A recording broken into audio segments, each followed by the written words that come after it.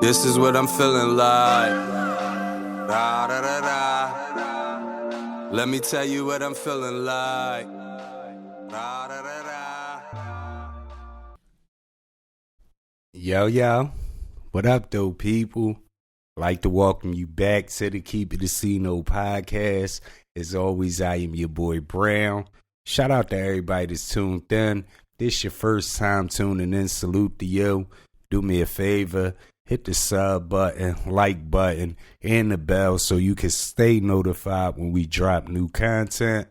Don't be afraid to leave a comment. If you agree, disagree, want to correct me on something, or if you just want to call me a Uber, let me know in the comments. Just make sure you keep it a C-note. And please share this video with someone that likes to talk sports and entertainment just like you so that we can all talk that talk together. Funniest thing I've seen besides the Luka Doncic movie that's going on in the NBA has to be the Sacramento Kings. They recently traded De'Aaron Fox to the San Antonio Spurs in a 3-team trade that also features the Bulls. In return, the Sacramento Kings get Zach LaVine, who they reunite with DeMar DeRozan, and the Sacramento Bulls era is underway in Sacramento. I'm always on record saying being a GM for a professional sports team has to be one of the most overrated jobs ever. This trade is more proof of that. Now, DeRozan and LaVine have been on the same team for the last 3.5 seasons. First year in Chicago, they made the playoffs. Last 2 seasons, they haven't made the playoffs. This season started so horrible that Chicago decided to destroy and rebuild it. Zach LaVine has been on a trading block forever. Not just this season, literally forever. Now, if you got these two guys who can't get the Bulls into the playoffs in the Eastern Conference, where the competition isn't as great as the Western Conference, what in the world makes you think that these two guys can help get the Kings over the hump? What makes you think these guys can help get the Kings into the playoffs or to win a playoff series, which they haven't done in years? In years. You got to be kidding me. Let's talk Luka. It's a lot of Luka talk. The trade happened. People can't believe the trade happened. A lot of people still can't believe that nobody knew anything about this trade or that there was talks of this trade. Nico Harrison, the general manager of the Dallas Mavericks, he's been getting flamed recently on social media. People saying he's the worst general manager in NBA history. People are saying this is the worst trade in NBA history. People are saying he should be fired. Now, I get it. Luka is 25 years old, 5-time All-NBA already, and he helped get the Mavs to the NBA Finals last season. I get all of that, but I definitely want to commend Nico Harrison. Shout out to you. Because I'm one of them guys that's always on record saying I don't care if it's football or basketball. Just because the market dictates something or just because a player is eligible for something doesn't mean that I should always pay that player that.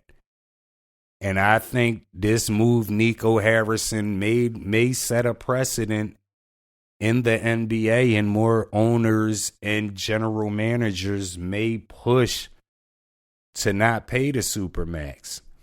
When you look at Nico Harrison, I'm looking at it like he had to see what the Sixers just went through, and they just did that is like being considered maybe one of the worst re-signings in NBA history, giving Embiid the money and you're looking at Embiid, and Embiid is kind of similar to Luka Doncic. They're both similar in a way that when they're on the court, they both get busy. But both of those guys have conditioning issues. Both of them guys both have injury issues. I mean, Luka's only 25, but he's never played more than 72 games in a season, and that was his first season in the league. Now, when you add all of that up to the fact that Luka can't play defense at all, Luka Doncic couldn't play defense if his life depended on it. Then he dribbles the air out the basketball. And as great as the scorer as he is, his percentage, his off basketball play is on a donut. 0 off the ball game at all. If he doesn't have the basketball in his hand, he doesn't even move. You're playing 4-on-5. Now just look at it. Since he's been out this year, Kyrie has been hooping. Some people are saying this is Kyrie's best season in years. Then you look at it, Dallas Mavericks, they had homegrown talent, a hidden gem, a diamond in the rough in Jalen Brunson. Nobody in the league knew Jalen Brunson was that good. I don't even think Dallas knew Jalen Brunson was that good. If they knew he was that good, I don't think they would have offered him a low check like they offered him. But you would never get to know how good he was because he was playing on a team with Luka Doncic, who's going to dribble the air out the ball. Porzingis is still always in and out of the lineup with Boston, but he get busy when he plays. They said in Dallas, he said that they only wanted him to spot up and shoot. So what I'm saying is, yes, Luka is 25 again. I know that. But it's just certain things that you got to look at when you're going to give a player $350 million for 5 years. Is Luka really worth $70 million a year where he's about to handicap the Mavericks roster? Eventually, you're going to have to get rid of Kyrie because you're not going to be able to pay him. Eventually, Washington is going to have to walk. When those guys are gone and Luka is still making $70 a year, is he going to be able to get them over the hump? And Nico Harrison doesn't think he would, and I don't think he will. And as much as people talk about him being in his prime, I don't see no time soon Luka being a defender. That's too late in the game. And yeah, the trade may have came out of nowhere, but all the conditioning stuff, I'm pretty sure the Mavericks have went to Luka before, like, look, we need you to be in better shape. I'm pretty sure the Mavericks have went to Luka like, look, we need you to do something to try to work on your defense just a little bit. Nobody is blind. We all see Luka. He's an international superstar. Younger kid, but he's also arrogant. So the same way us level-headed people pause, the way we think like if Luka is doing all of this and he's out of shape, just like Joel Embiid, imagine what Luka would do if he was in shape. That's what the level-headed people are thinking. Luka is so arrogant, he's thinking the opposite. Remember, this is the same guy who told us NBA is easier to score in the EuroLeague. He's so arrogant that he'll be like, why should I have to get in shape when I'm giving these guys 33 a game and I'm not in shape? And I think you add all of that up and Nico Harrison was like, nah, it's time to go. In the long run, will it hurt him? Who cares about the long run? Because if he's there in Dallas for the long run, they probably don't win nothing. You got at least 2 years. Anthony Davis is playing the best basketball in his career. You got a 2-year window with the team that you got to win. With Luka, you probably didn't have a window. I'm just keeping it a C note. But what's your thoughts on it? I just want to ask y'all this. We know Luka can't get the Supermax now that he was traded. Is Luka Doncic worth $70 million a year? Yes, no, keep it a C note, let me know. It's a lot of talk about Phoenix Suns. They're taking calls for Kevin Durant. There's rumors, rumblings going on that Kevin Durant may be back in Golden State, reunited with Steph Curry. A lot of the Warriors fans are encouraging that, and salute to the Golden State Warriors fans. I don't mean to be the bearer of bad news, but I'm always going to keep it a C note. I think before I see Kevin Durant play on another team, I'd rather see him retire. Right now, Kevin Durant is killing his legacy. His legacy is being killed from every team he bounces from.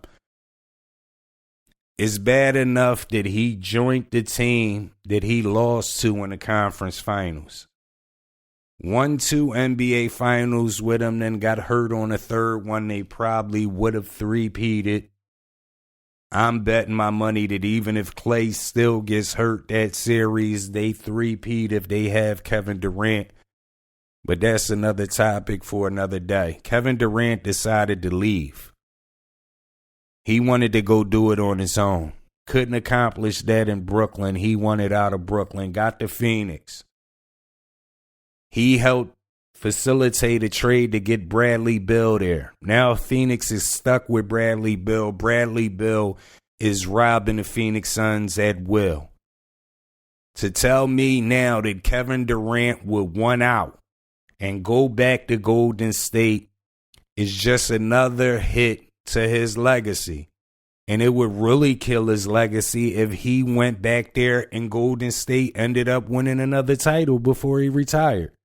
I'm one of the guys on record that says Kevin Durant has his rings thanks to Steph Curry. A lot of people said I was wrong when I first said it. Now they're seeing the light. I would rather see Kevin Durant retire before I see him go to any other team again. Especially if it's Golden State. Am I wrong for that? Do y'all agree with me? Keep it a C note, let me know. And we got to stop all the nonsense that everybody's been pushing for like the last year or two. LeBron James, the Golden State, and him and Steph need to be on the same team to finish their career out.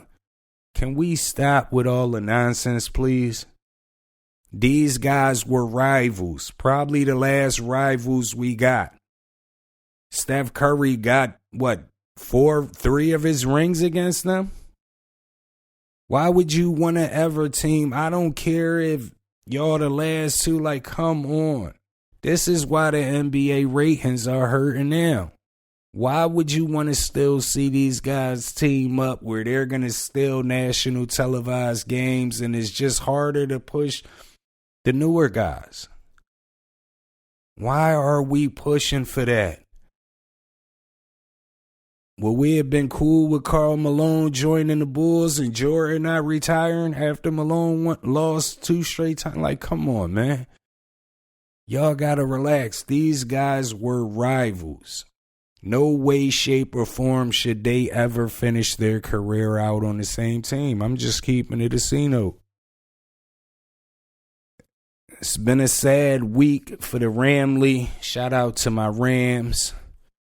After a tough season, after a lot that we had going on, reality has set in. Something that I knew the Rams were headed to. But Cooper Kupp recently announced that the Rams notified him they will be trading him and trading him immediately. But they are going to try to trade him to a contender so he can finish out his career chasing championships. And it's a lot of fans from a lot of teams happy they would like to have Cooper Kupp.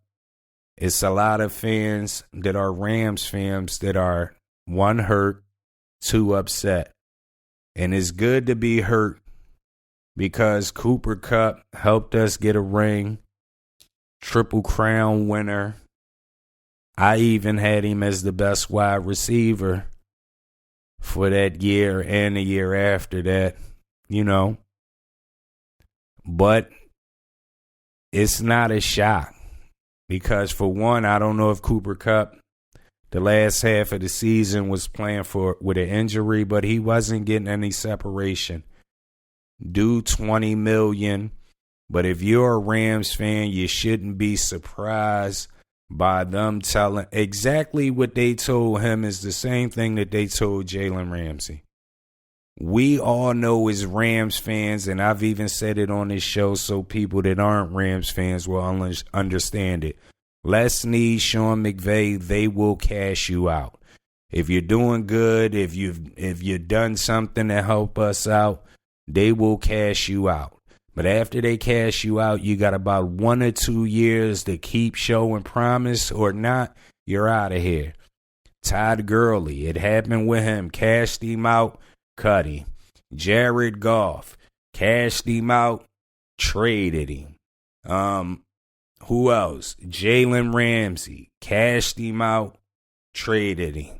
And it's real interesting because shout out to Aaron Donald, the GOAT. Before he announced his retirement last season, I was contemplating, would the Rams follow that same path and do Aaron Donald like that once his contract was about to go? Because I don't know if Aaron was getting tired or not, but towards the last season, not even towards the end of last season, but last season, the productivity from Aaron Donald started to slide a little bit. And I was wondering, would the Rams follow their same trend that they've been following and get rid of him? But he retired before that. But again, I'm not surprised. I want to see how it plays out because besides for catching a football, I've always said Cooper Kupp, the whole offense is basically designed around him. You know what I mean? With all the blocking on the running plays and everything. I will say this with the Rams, because even Myles Garrett wanting to trade. I know it's a lot of Rams fans that want Myles Garrett. I don't think Myles Garrett would fill some of the needs that we need. I will say this with the Rams. This is probably going to be the last run with Matthew Stafford. You're going to have to negotiate a deal with him. You done got rid of his best friend. If I'm the Rams, I'm investing in that offensive line. And in the draft, I'm going to try to get me a good linebacker, a good tight end, and one more wide receiver. But you're running it back with Matthew Stafford if he decides to continue to play for the Rams. At his age, you cannot let him be running around for his life. You're going to have to shore up that offensive line. And I know somebody like Bo Limmer, he was good on the offensive line. Alec Jackson. But it may be time to get rid of Havenstein and who else is on that line because you cannot go into this season trying to run it back with Matthew Stafford and your O-line is not right. He's too old to be taking hits. So the Rams definitely need to work on that. And again, shout out to Cooper Kupp. Salute to Cooper Kupp. Wish you nothing but the best. Thank you for helping us get that ring. Definitely appreciate you. Super Bowl is amongst us. We got the Eagles. We got KC.